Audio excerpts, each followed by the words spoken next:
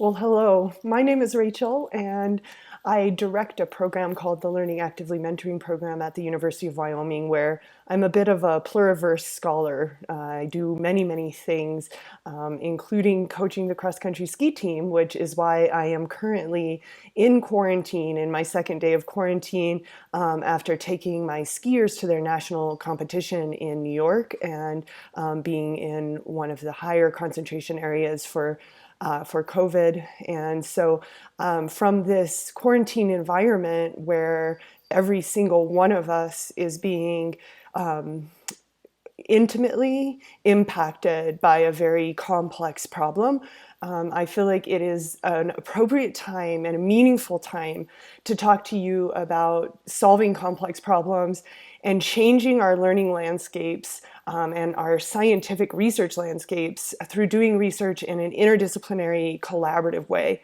So when we look at that interdisciplinary collaborative research, perhaps it seems just only sensical that we would always think about doing research in a collaborative way. However, it wasn't until the turn of the century that we really began to think about coming together in multi-researcher teams and doing research through different lenses by intertwining different ways of knowing. Up until that point, in many cases, research was driven by a single PI and a single PI's hypotheses.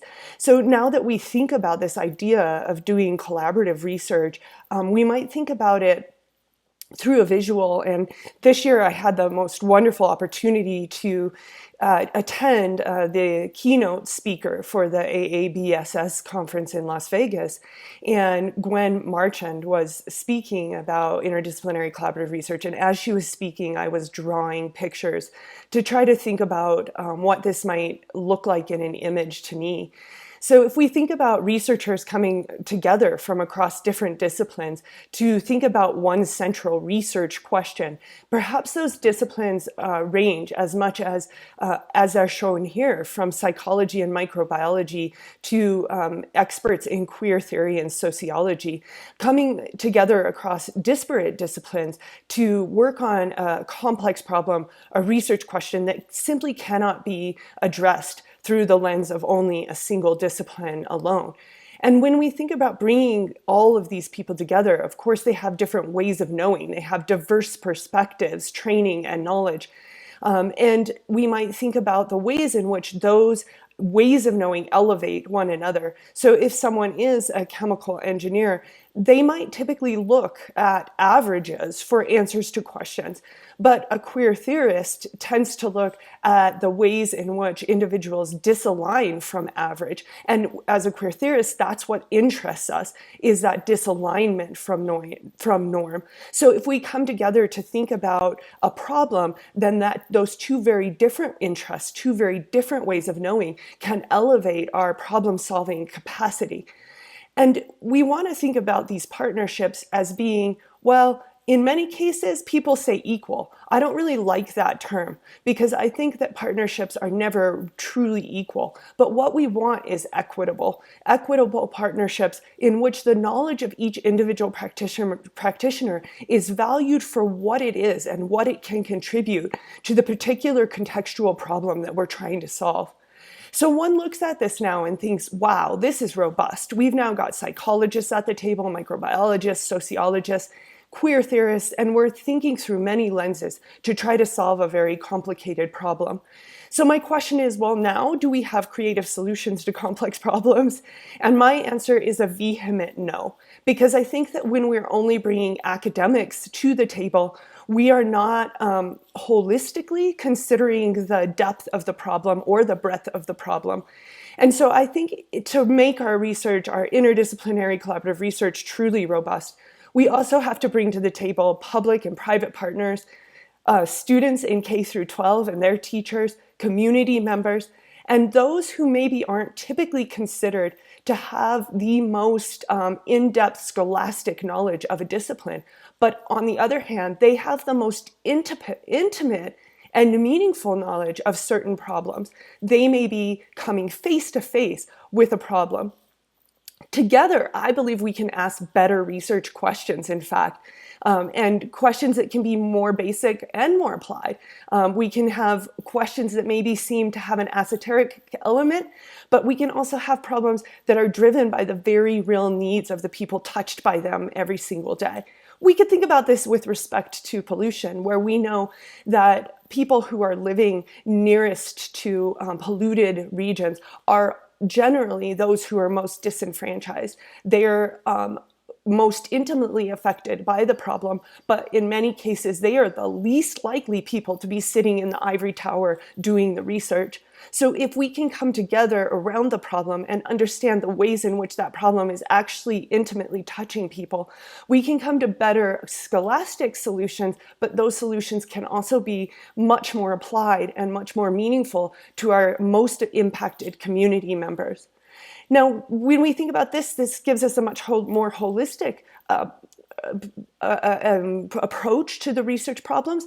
However, we maybe could look even more in depth at how we might transcend what we're building together. So looking at transdisciplinary collaborative research is a little different than interdisciplinary collaborative research, because when we think about transdisciplinary research, what we're thinking about is not just mixing together all of these ways of knowing and therefore working on a research question by mixing together all the ways of knowing.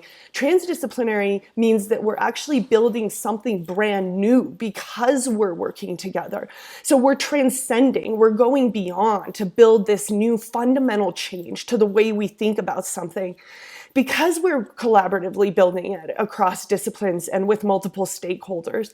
So, for example, queer theory asks us to look at what is and whether or not it should continue to be that way. So should we always continue to look about averages in order to help us do descriptive science? Or should we re-envision, in fact, to look at what is the outlier? Should we re-envision what we term normal and how we sometimes think about that as healthy? And maybe, in fact, the outlier is the healthy, whereas the normal or the average is not. So if we can look beyond average, beyond the statistical norm, that we can maybe see new ways to transcend our ways of knowing that have long driven our scientific disciplines. So this has been something that has been described through systems theories for in fact many years. Dating back to the 70s, we see writing about systems theory, or a way to bring together siloed disciplines to increase our understanding and ability to find solutions to complex problems. This is a synthetic way of looking at the world, an interdisciplinary kind of integrated systems approach allows us to think not only about how disciplines come together, but how ways of doing different, methodological ways of doing different disciplines come together. So how we bring together theoreticians, empiricists, modelers, practitioners from the sciences and from the humanities to build new ways of answering important questions. We're coalescing theories and knowledges, and in doing that, we are very much bucking the system in so many meaningful ways, because so often we think our discipline is elevated above other disciplines. We are inclined towards othering other disciplines, the STEM, quote unquote, STEM disciplines, which we tend to think about as a unified group that is somehow not the other, not the humanities. And yet together, if we can meaningfully bring one another, elevate one another up, we can transcend the limitations of each of our own individual disciplines. So systems theory is one way of, perhaps, if you will, semantically speaking about this collaborative way of doing science. Another way semantically to talk about it that has become very popular is team science. And we now even have the science of team science that has its own little abbreviation. Team science refers to this idea of researchers coming together to collaboratively work across their disciplines, but the science of team science is actually studying what teams are effective, what are the characteristics of teams that are effective, and coming to understand a little bit better how team science or collaborative interdisciplinary or transdisciplinary research, when does it work best?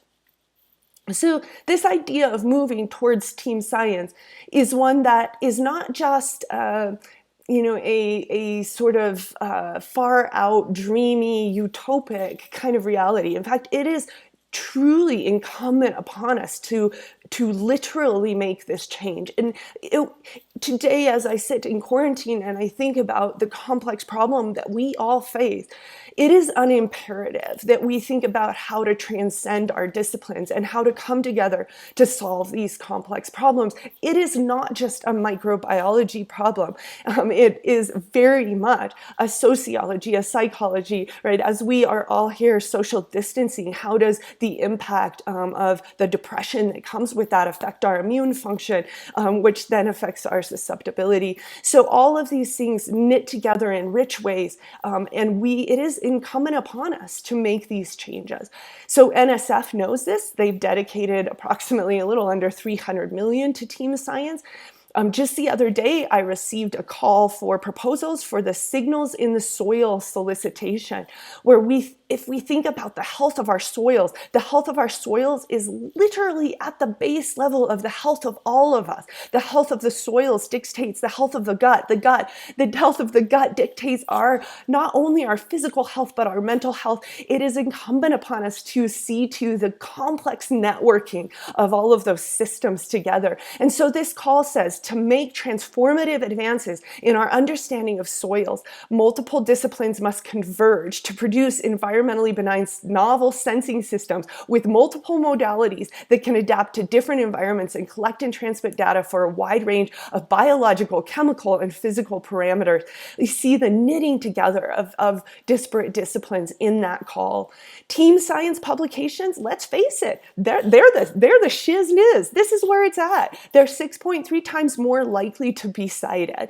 And we see this change, as I said, being recent. Since 2001, we see this surge of activity on the science of team science. We recognize that that's when things began to blossom and grow within these interdisciplinary, transdisciplinary problem-solving studies. So we need to do this in science, but we also have to do this in our teaching. We have to change the learning landscapes, and Paulo Freire was telling us this for so long. We must abandon the educational goal of deposit making, right? Passively lecturing to our students and hoping they somehow soak up our knowledge. We need to replace it with the posing of problems of human beings in their relations with the world. And no matter that we right now are all having to turn to online education, it doesn't mean that we can't give our students the most complex problems and ask them in online environments to help us think about solutions to these problems.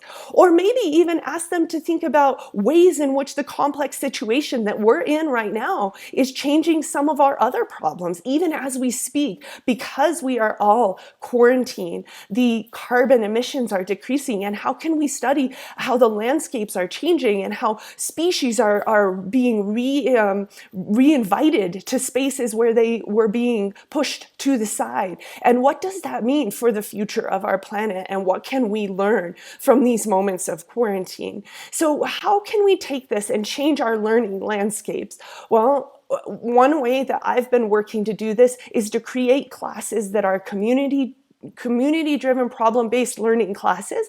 I was first informed by Merrill's model of problem-based learning, and I adapted that model to be a community-based endeavor. I have since realized that this model that I developed also sits firmly within service learning and place-based learning as well. It fits all of the parameters of both of those types of learning too. I think when we think deeply about how to immerse our students in authentic problem solving, we tend to hit all of the parameters of those rich types of pedagogy. So if we start with a community problem, as we do in the capstone microbiology course that I teach, that I'm hoping will become truly transdisciplinary and interdisciplinary very soon, the community partner presents their problem, tells us about what they're struggling with. We then write a grant proposal proposing experimentation to test hypotheses surrounding this problem. We spend the central part of the course literally doing the lab and field work to test our hypotheses, and then at the end of the semester we determine how to best communicate our findings and how to inclusively communicate our findings to people broadly. So then this enables us to immerse in rich problems in our communities. This prior semester, one of the problems that we took on was one that was brought to us by 7th grade teachers in the city of Riverton in central Wyoming. They came to us and told us about a problem that they were experiencing in Riverton. An old landfill was closed in 1983 and since was found to have elevated levels of cadmium, sulfate, chloride, iron, and manganese in the groundwater surrounding the site. So we set out working with the 7th graders, working with the city of Riverton, working with the Ingberg Miller engineers, and we all worked together to put an MOU together that would allow us to do research on the site, to integrate the 7th graders in that research, to allow them to be a part of the rich studies that we did. We chose to study the surface soil because we were interested in how the microbiome of that soil had changed and was different from control soil. So we were able to find that, in fact, the sites that were downstream from, so outside of the boundary of the landfill, actually had a higher level of these contaminants in the surface soil. And additionally, the microbiota of the bacterial populations that we found in the rhizosphere soil, that is the soil on the roots of the plant, was definitely different and had elevated levels of acidobacteria, which are associated with lower pHs. And this really did support the phytoremediative strategies that the Ingberg Miller engineers are proposing, and we were able to help support their work. We were also able to help support the learning of the 7th graders and help them feel as though they were immersed in a real, authentic problem-solving situation, and we're still working together even today to continue this rich immersive learning. Even though we're going online, we're going to continue these solving of rich authentic problem. So when we have multiple stakeholders at the table, ranging from all of the faculty at UW who are a part of this, the administrators, our graduate and undergraduate students, the city of Riverton, the Ingberg Miller engineers, the Riverton 7th graders, the Riverton junior high teachers, all coming together to have full community investment in this problem solving. But, and it's a big but, there are so many barriers to doing this kind of rich, meaningful research, rich, meaningful teaching. And one of those barriers, quite honestly, just comes from the internalization of the single siloed approaches, the reductionist approaches to science that have so long had a stranglehold on what it is considered to be, the appropriate or okay way to do science. And I think no one speaks to this better than Robin Wall Kimmerer in her book, Braiding Sweetgrass. This beautiful book allows us to understand the intertwined nature of science and how science is impacted by different ways of knowing, how science is one way of knowing, and how maybe it doesn't invite to the table other ways of knowing. And Robin speaks beautifully to both her, she's an ecologist, a botanist, she's a system scientist, but she is also deeply immersed in cultural, indigenous ways of knowing. And she speaks about trying to reconcile these things, not just extrinsically in problem-solving environments that surround her, but intrinsically inside of her, where those silos that she has come to know as defining the world trouble her. And so I want to read to you from this because I think she beautifully speaks to this. I spend a lot of time thinking about our relationship with land, how we are given so much and what we might give back. I try to work through equations of reciprocity and responsibility, the whys and wherefores of building sustainable relationships with ecosystems, all in my head. But suddenly there was no intellectualizing, no rationalizing, just the pure sensation of baskets full of mother love, the ultimate reciprocity, loving and being loved in return. Now, the plant scientist who sits at my desk and wears my clothes and sometimes borrows my car, she might cringe to hear me assert that a garden is the way that the land says, I love you. She goes on, isn't it supposed to be just a matter of increasing primary productivity and the artificially selected domesticated genotypes manipulating environmental conditions through input of lab and or materials to enhance yield? Adaptive cultural behaviors that produce a nutritious diet and increase individual fitness are selected for. What's love got to do with it? If a garden thrives, it loves you. If a garden fails, do you attribute potato blight to the withdrawal of affection? Do unripe peppers signal a rift in the relationship? I have to explain things to her sometimes, that scientist. Gardens are simultaneously a material and spiritual undertaking. That's hard for scientists, so fully brainwashed in Cartesian dualism, to grasp. Well, how do you know it's love and not just good soil? She asks. Where's the evidence?